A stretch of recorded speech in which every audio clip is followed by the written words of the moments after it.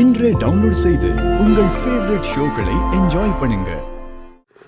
டேய், என்ன வெற்றி இப்படி பண்றீங்க?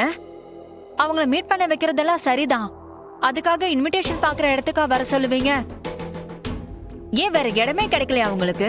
என்னடா அவளை வர வச்சு எப்படியாவது மனசை மாத்தி திரும்ப அவ கூட பேசலான்னு பாக்குறியா? நான் ஏன் அந்த மாதிரிலாம் பண்ண போறேன்? நான் தான் ஒத்துக்கிட்டேன்ல. டேய், உனக்கும் இந்த குடும்பத்துக்கும் விடிவு காலம் பிறக்க போகுதுன்னு நம்பிக்கிட்டு இருக்கேன். அந்த நம்பிக்கையை கெடுத்துறாதடா. அவ இங்க இருக்க கூடாது. முதல்ல போ சொல்லு.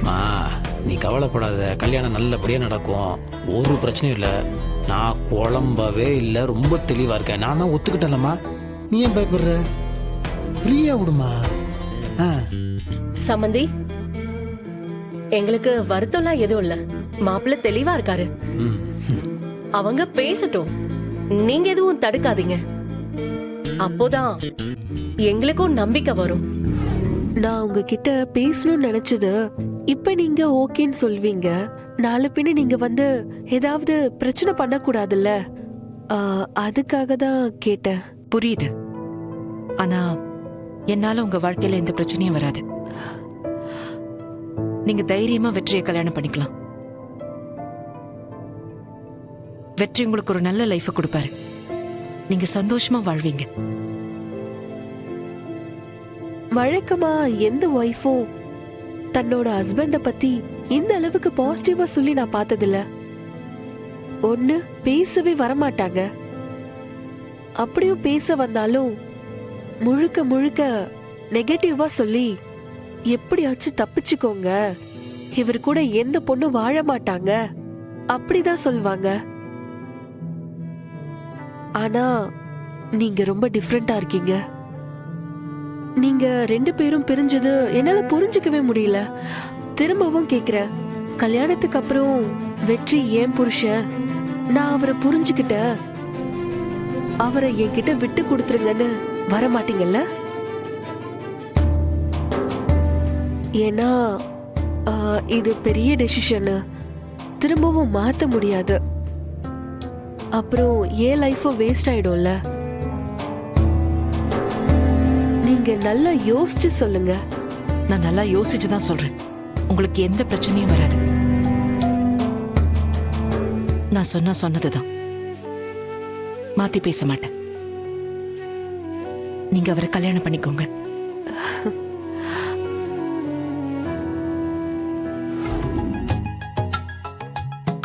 மேடம், நீங்களே உங்க கையால நல்லதா ஒரு கார்டா செலக்ஷன் பண்ணி கொடுங்க. வாங்க வாங்க துளசி மேடம், வாங்க. டேய்,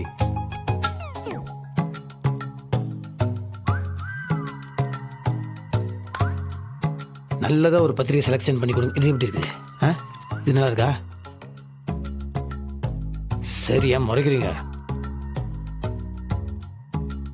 நீங்க தானே செலக்ஷன் பண்ண, நீங்களே பண்ணுங்க, நீங்களே பார்த்துக்கோங்க.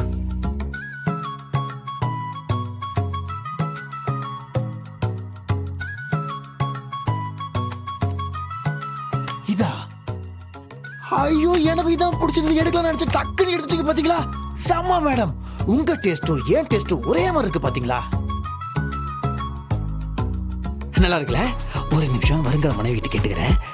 நிஷாமா, இது எப்படி இருக்குமா? இந்த பாரு பாரு பாரு பாரு.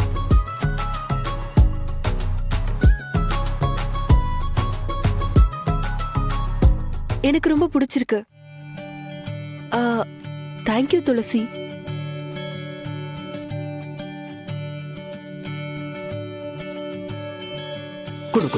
கொடுமா. சூப்பரா இருக்குல்ல? அப்போ இதுக்குள்ள மேட்ரு இப்போ பிரிண்ட் அடிக்கணும், அதெல்லாம் நம்ம சொல்லணும். மேடம், இங்கே மணமகள்ன்ற இடத்துல உங்கள் பேர் வர வேண்டிய இடத்துல நிஷாந்தின்ற பேர் வரும். அது உங்களுக்கு ஒரு மாதிரி கோவமா இல்லை? வலிக்கல? அப்படிலாம் ஒண்ணும் இல்லை. எனக்கு ஓகே. உங்களுக்கு? ஓ, ஓகே. லக்ஷ்மி, இந்த டீ குடி.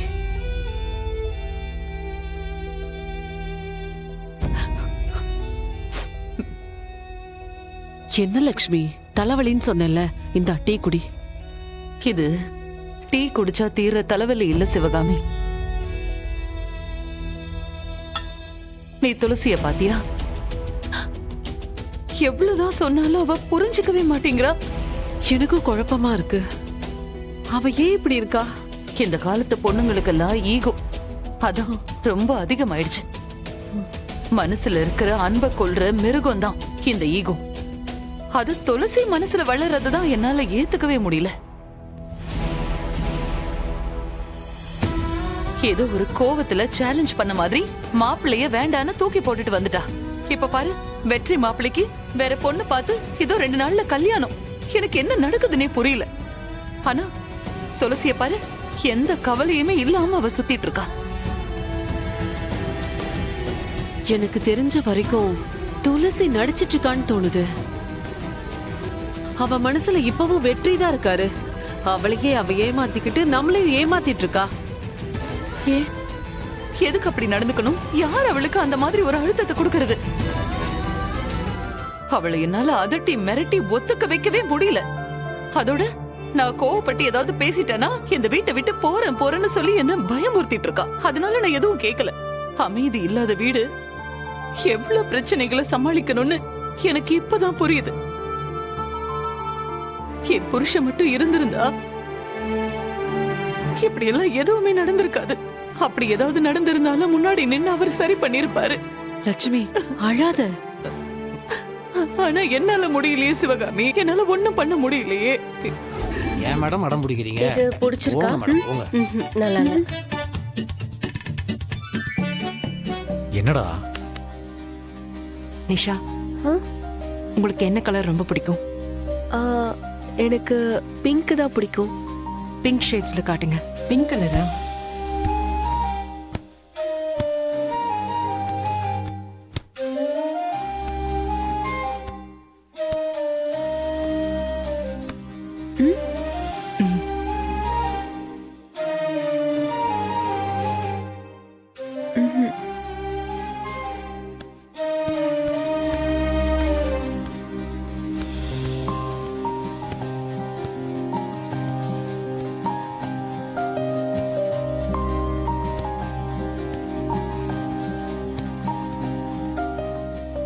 நல்லா இருக்கா? ஆ,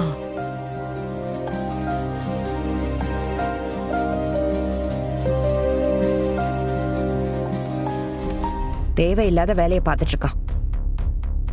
பத்திரிக்கை கடையோட விட வேண்டியதானே. இங்க எதுக்கு கூட்டிட்டு வந்தா?